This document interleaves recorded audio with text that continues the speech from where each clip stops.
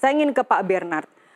Sekali lagi Pak Bernard, program pendidikan tentang pengelolaan keuangan, literasi yang tidak hanya mengedukasi masyarakat tentang resiko utang, tapi juga memberikan alternatif lain. Kalau tidak berhutang, terus apa yang dilakukan? Menabung itu caranya seperti apa? Atau memanfaatkan program-program pembiayaan mikro yang lebih terjangkau untuk seorang calon nasabah dalam hal ini.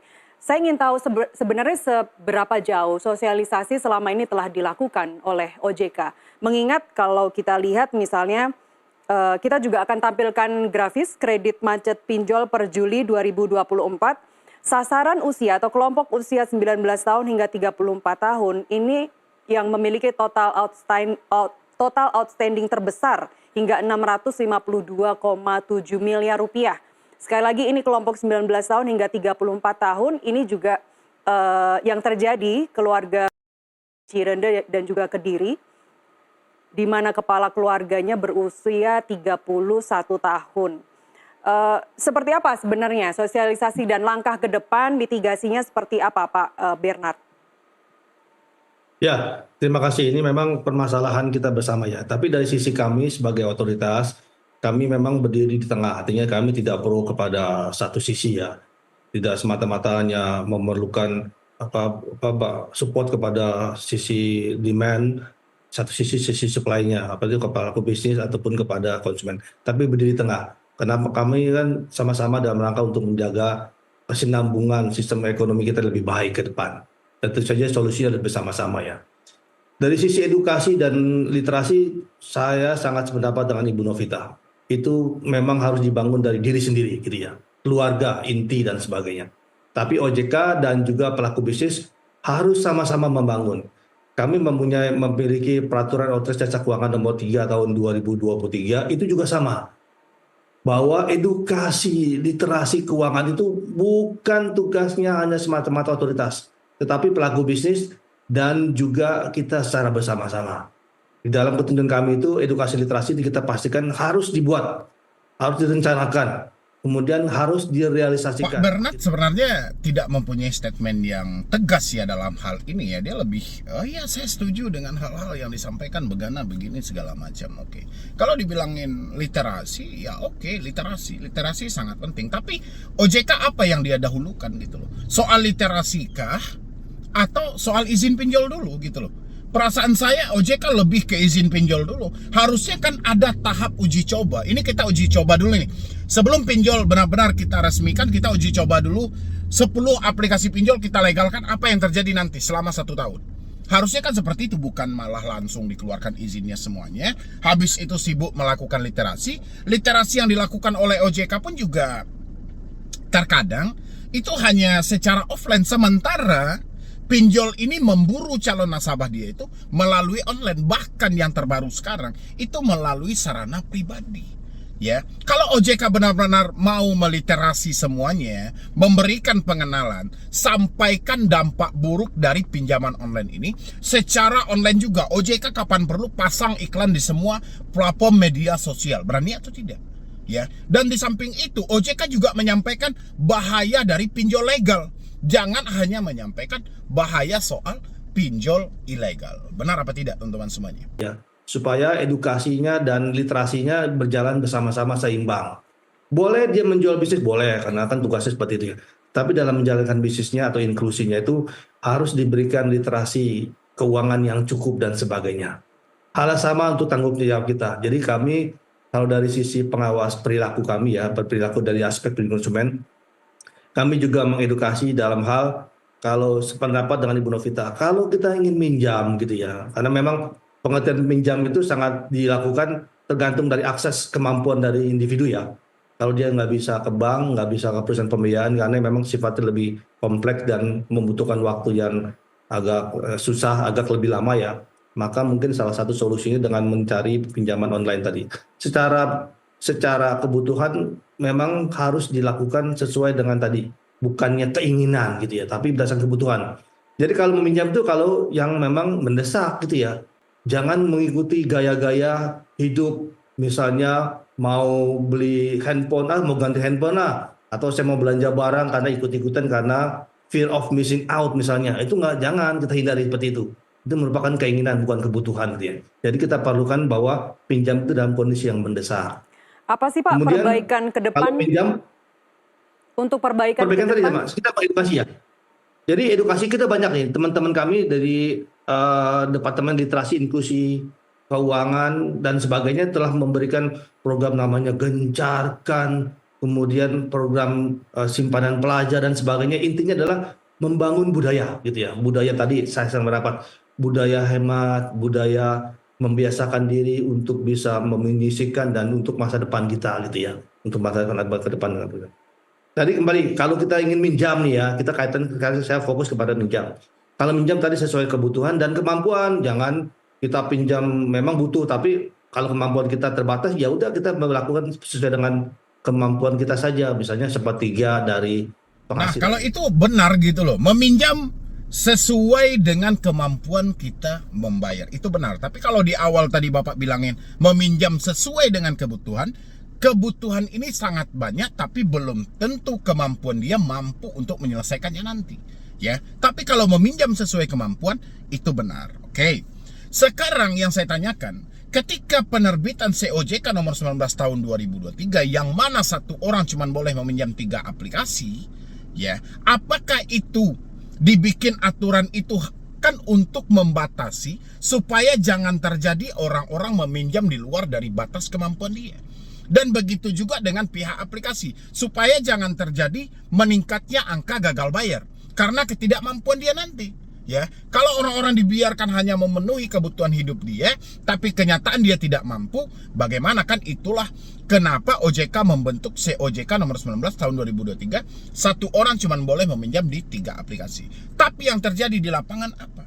Satu orang bisa meminjam lebih dari 5 sampai 10 aplikasi pinjol legal. Pernah tahu Bapak? Kalau nggak pernah tahu, cek lagi data yang ada di lapangan.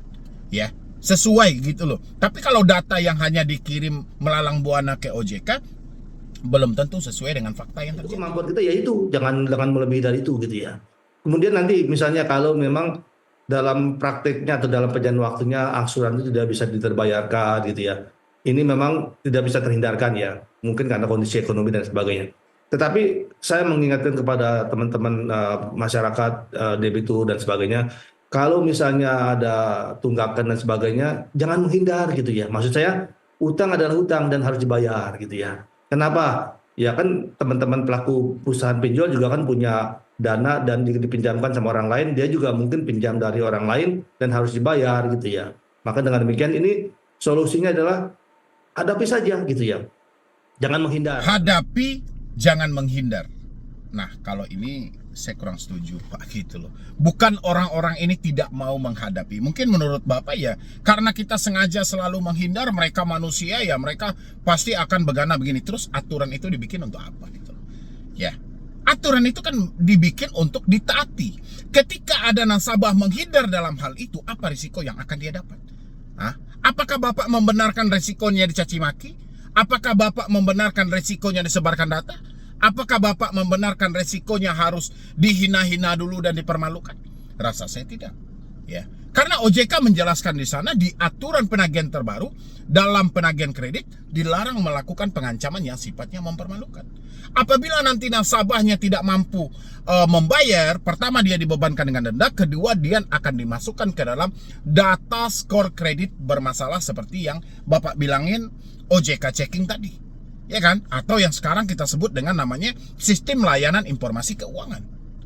Ya kan? Tapi kalau Bapak bilangin hadapin aja, jangan menghindar dan segala macam, nanti juga bisa kita negosiasi dan segala macam, mendingan saya saranin Bapak coba dulu deh tes pinjam pinjolnya. Habis itu Bapak telatin aja, coba Bapak respon teleponnya gitu.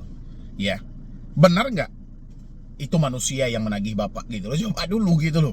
Ya, kalau dia yang menagih itu manusia nggak ada masalah. Ini yang menagih entah kayak mana Pak. Belum juga apa-apa nasabahnya ngomong sudah dicaci maki, dihina segala macam. Emang ini duit nenek moyang kau? Emang ini duit bapakmu? Emang ini perusahaan orang tuamu? Dan macam-macam lagi kata-kata yang nggak mengenakan. Jadi intinya tidak sesederhana yang Bapak bicarakan. Biasanya penagihan atau debt collector itu mungkin timbul karena susah dihubungi nih si nasabahnya nih, sering-sering menghilang, menghindari waktu dan sebagainya supaya nggak bisa dihubungi dan sebagainya gitu ya. Kalaupun terjadi permasalahan tadi saya sangat mendapat juga bahwa ada pihak yang kita bisa mencari solusi dengan minta nasihat, saran, bantuan kepada orang-orang terdekat kita nih.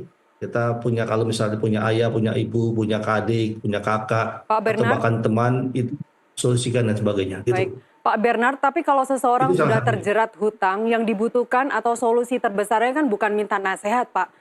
Tetapi kemudian bagaimana cara menutup hutang itu atau bisa melakukan pencicilan seperti yang disyaratkan begitu. Nah, itu baru benar gitu loh. Saya salut sih dengan sebanyak ini komentator yang membawakan berita tentang pinjol.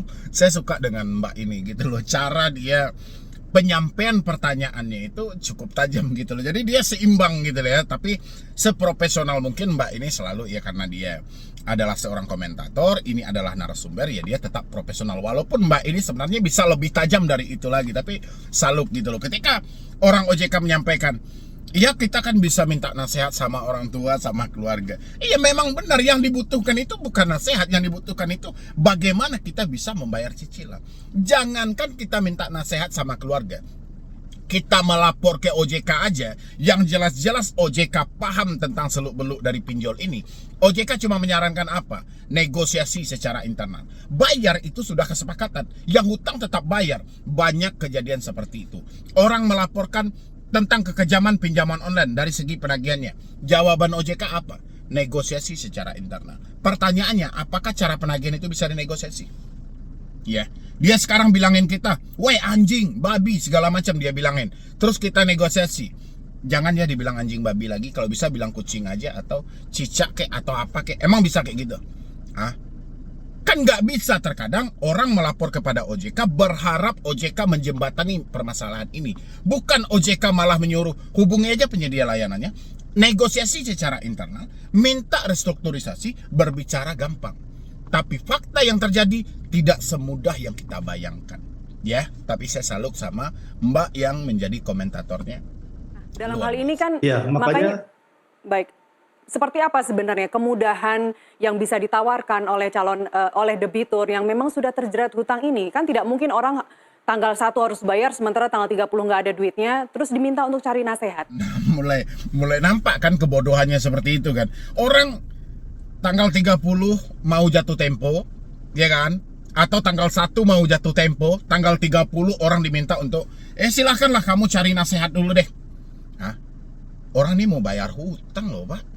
Ya kan? Bukan mau acara nikah dia. Kalau acara nikah nggak ada masalah. Dia minta nasihat dulu dari orang yang sudah berpengalaman. Ini soal hutang.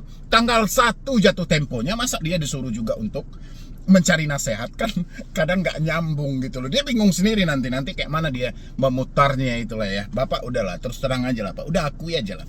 Pinjol ini memang produk gagal. Udah lebih simpel gitu loh. Sampai detik ini pun OJK masih kebingungan seperti apa sebenarnya pinjol ini. Itu kan jelas-jelas diakui. Jadi publik pun bisa menerima dengan lapang dada. Oh, seperti itu. Ya mungkin bisa saja ini permainan asing dan di-setel oleh asing karena ini adalah bidang-bidang yang kapitalis yang menginginkan keuntungan sebesar-besarnya dan segala macam. Itu jauh lebih baik daripada Bapak memutar-mutar sehingga menunjukkan sesuatu hal yang rasa saya menghilangkan kewibawaan Bapak sendiri gitu loh.